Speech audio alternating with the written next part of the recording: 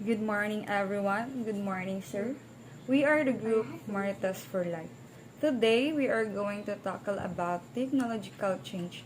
But before that, we will start with a prayer.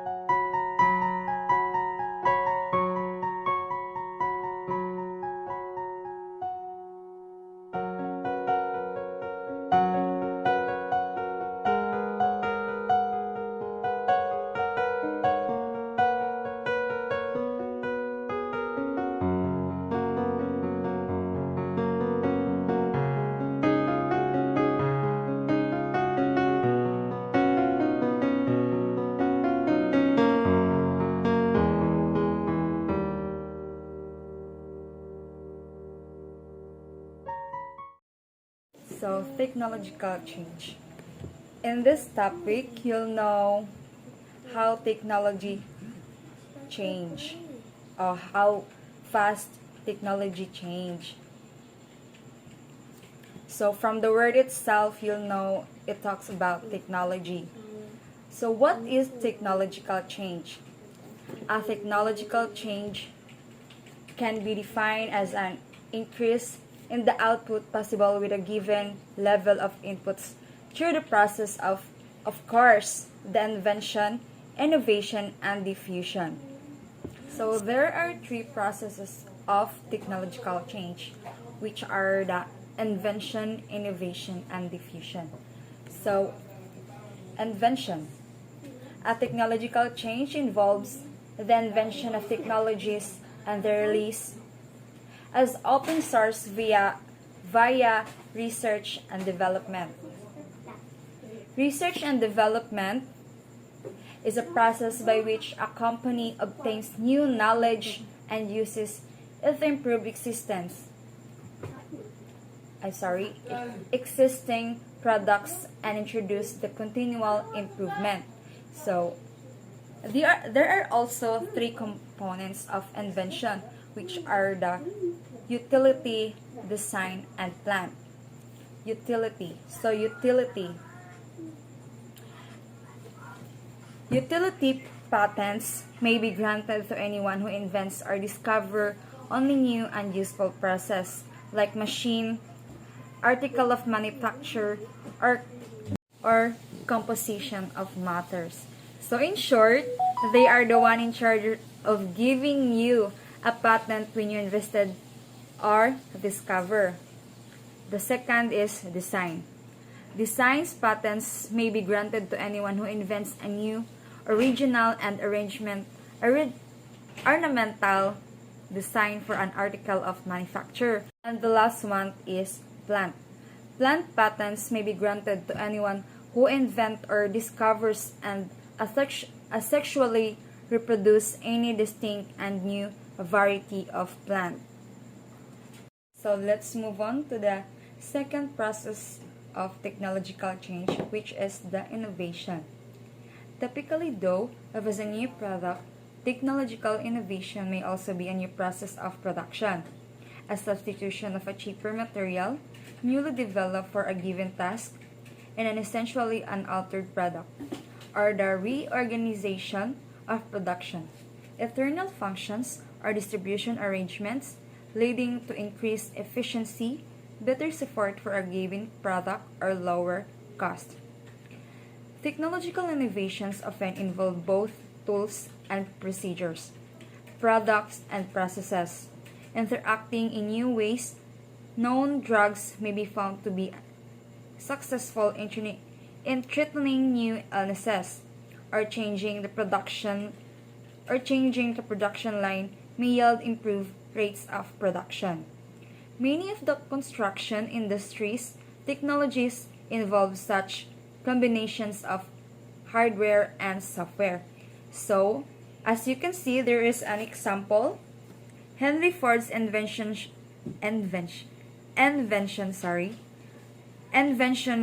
of the world's first moving assembly line. This process change not only simplified vehicle assembly, but shortened the time necessary to produce a single vehicle from 12 hours to 90 minutes. This is called the moving assembly line. And the last process of the last process of technological change, which is the diffusion. This is the very important, the diffusion. Diffusion means technology diffusion can be defined as the process by which innovations are adopted by a population. It is also as the process by which the market for a new technology changes over the time and from which production and usage patterns of new products and production processes result.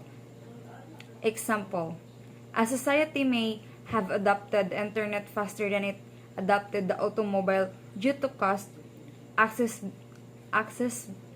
accessibility, and familiarity with technological change.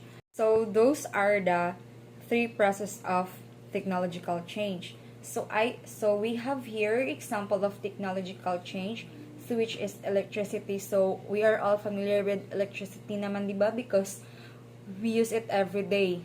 So electricity, would any new advancement have been possible without breakthrough of electricity?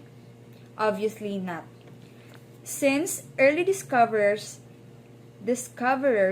like Benjamin Franklin studied it, like inventors like Nikola Tesla tested ways to turn it into powers. Electricity has not only been fueling generations of new inventions but also become an irreplaceable tool of modern life. So as you can see, there is a Baguio wind farm, is a wind farm in the Baguio, Ilocos Norte, Philippines. So the Baguio wind farm is our source of power technology. And let's move on to the second example, which is the laser. So laser discovered in 1960. Lasers were so before their time. Scientists were not even certain where exactly they could be applied. Since then, lasers have found their way into nearly every sector, from medicine to consumer electronics to manufacturing. In fact, now, on an average day, nearly every person comes into contact with a laser in some shape or form. Lasers emit light that is highly directional. Laser light is emitted as a relatively narrow beam in a specific direction. Ordinary light, such as coming from the sun, a light bulb, or a candle, is emitted in many directions away from the source. So, the word laser has become a household word, but it didn't start out as a word. It is actually an acronym for light amplification by the stimulated emission of radiation. So, there are photos there, and those are the examples of the laser.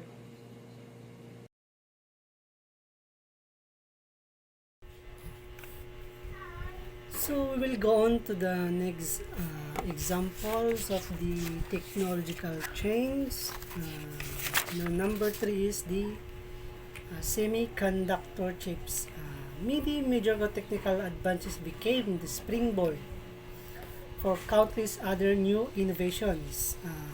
Example of the semiconductor chips are those on the screen.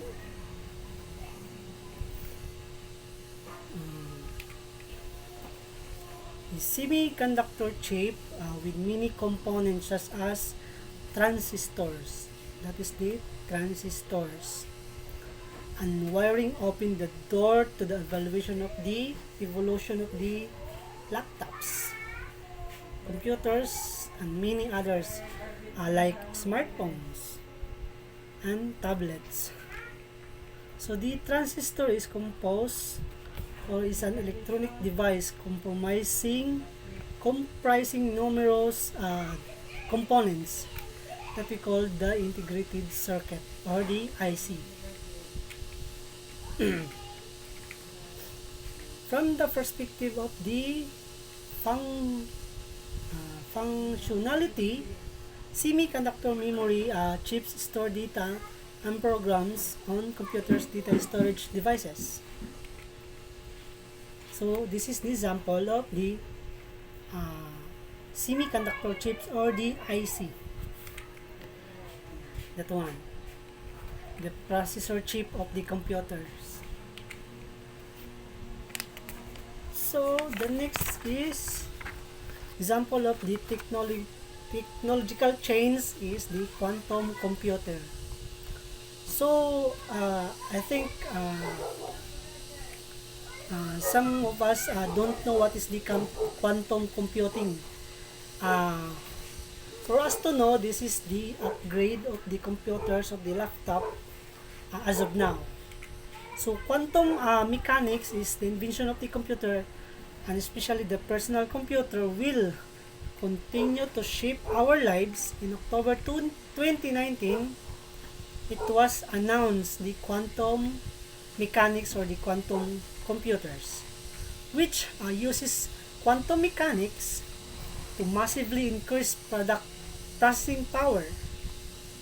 So it can solve a problem that standard computer couldn't do in just 200 seconds.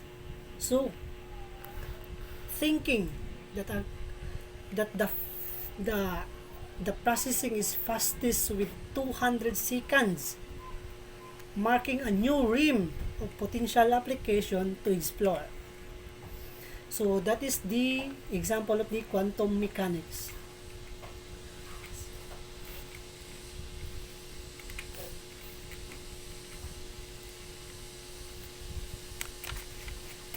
As we go on, the next technological change is the elevator. So it's not exactly quantum mechanics, but today's cities would be unimaginable without the elevator. So assuming we have a 20 stories building, then we don't have elevator, so it is tiring to go upstairs. So the elevator unleashed a new wave of the architecture and the age of the skyscraper. A new invention, the multi. The first elevator designed to move horizontally. So we know that the elevator is vertical movement. So from down to up or from the up to downwards. But now the change of the technology is we have elevators that is the movement is horizontal, like one. So the first elevator designed to move horizontally as well as vertically is similarly poised to open new paths to urban planning and building design. Malta is the world first loop-free elevator system introduced by the ThyssenKrupp in 2014. In this system, multiple elevator cabins are equipped with linear motors which allow us several cabins in the same shaft movement vertically and horizontally, which permit buildings to adopt different height, shapes, and purposes. So we will go to the next evolution or the next technological change, which is the Human Genome Project, or what we call GENOME. Is the complete set of genetic information in an organism. It provides all of the information the organism requires to function in living organism. The genome is stored in long molecules of DNA called the chromosomes. So, no other modern advancement in the science has transformed medicine so radically as the Human Genome Project completed in 2003. The HGP mapped every gene in the human genome. It opened the door to medical studies on genes associated with disease and led to a flourishing of biotech companies seeking to find new application in healthcare. So, this kind of the technological change was now developing, like the made of the nanotechnology. So scientists has made advances in technology which this nanotechnology through these products can be manufactured to help improve health, environment, food, water, and agriculture. Though this field promises a lot, you must take into account that the social, ethical, environment concept of using such another breakthrough in science is gene therapy. So when this developed, we have a new kind of medicine. This is the gene therapy. A gene therapy is a method that may treat or cure genetic related human illness. So it is easy to treat illnesses using this gene therapy. As the science flourished, many ethical issues were raised. Thus, as the future researcher, you must be able to distinguish what is vital if you wish to venture in the field of nanotechnology. So, this end of my topic. The next topic will be discussed with the next reporter. Thank you.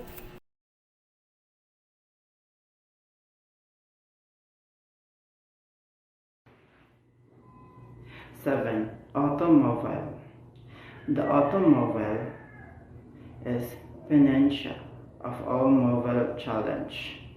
Global demand, eliminate fossil fuel use and decrease traffic.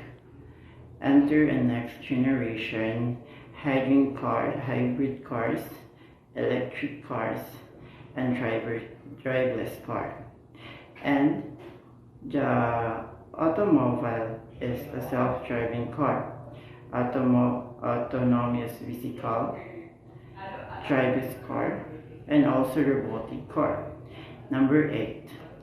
The global positional system. First invented in 1973. Global Positional System, or GPC.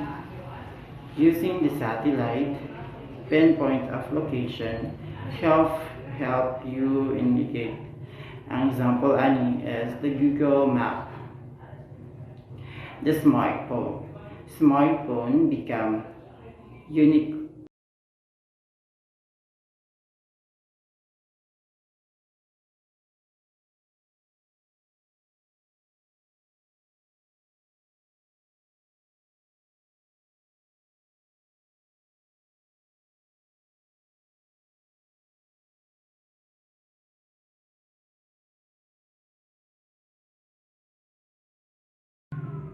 The new big thing.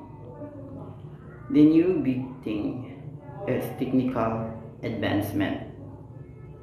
Never stand alone. New inspiration and new innovation.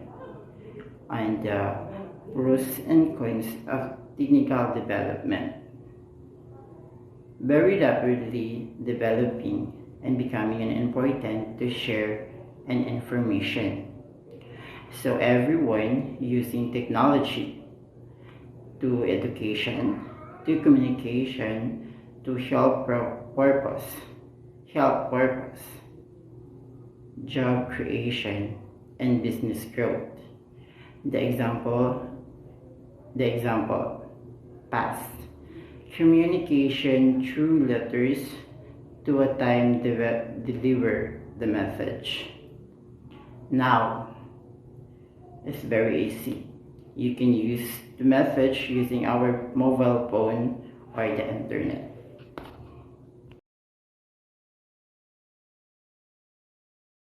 Pros of technological development. 1. Increased production. Technology has considerably increased effectiveness and helped business across many industries. It saves a lot of time for everyone from automakers to breakers. The business that have encompassed latest tools and technologies can attain a competitive advantage in the market. 2. Easily accessible. Technology has made our life very easy. We can access many things and services by staying at our home. Whether you need to do shopping, searching for a job, all these things available without leaving your home. 3.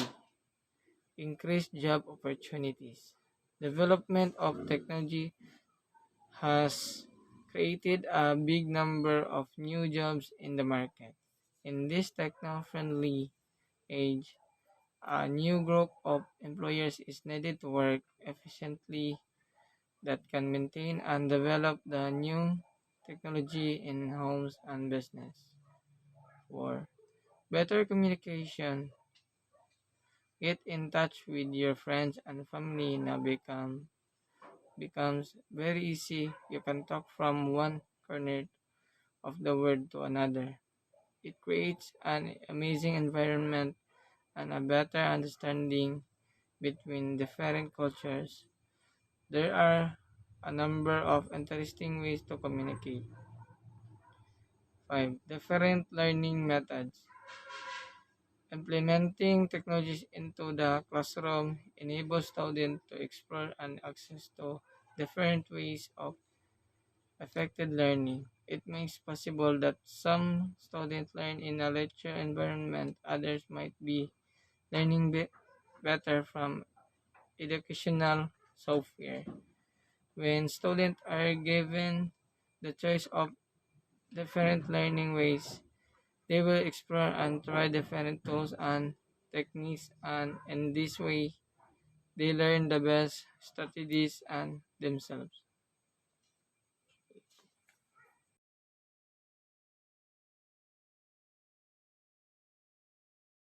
So, of technological development. 1. A social divide. Implementing technology is expensive in many ways, and be up to date with the latest technology is impossible for everyone. This can cause a major social divide among the people who are able to unable to afford these technologies. 2. Make people lazy. Technology made everything easier in different ways.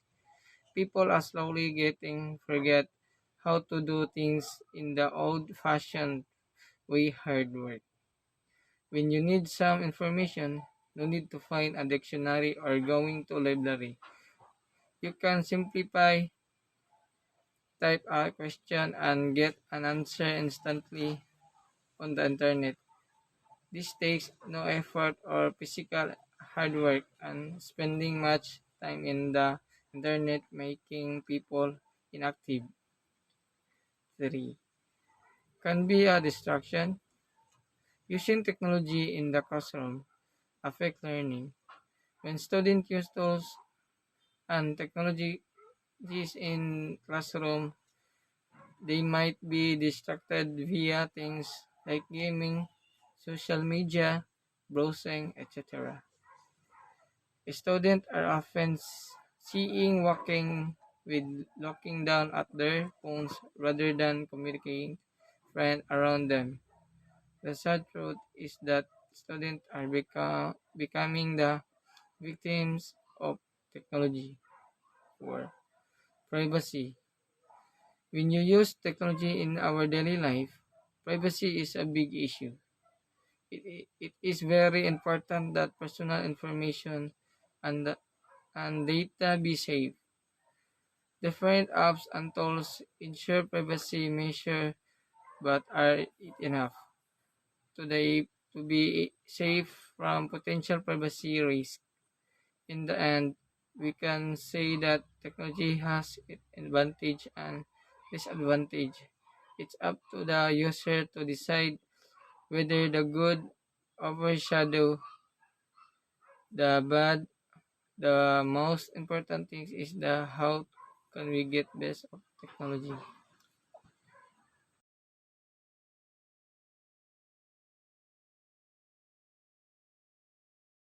Social evolution. Social evolution is the area of evolutionary biology that studies how social interaction, especially between individuals of the same species, arise, change, and are maintained.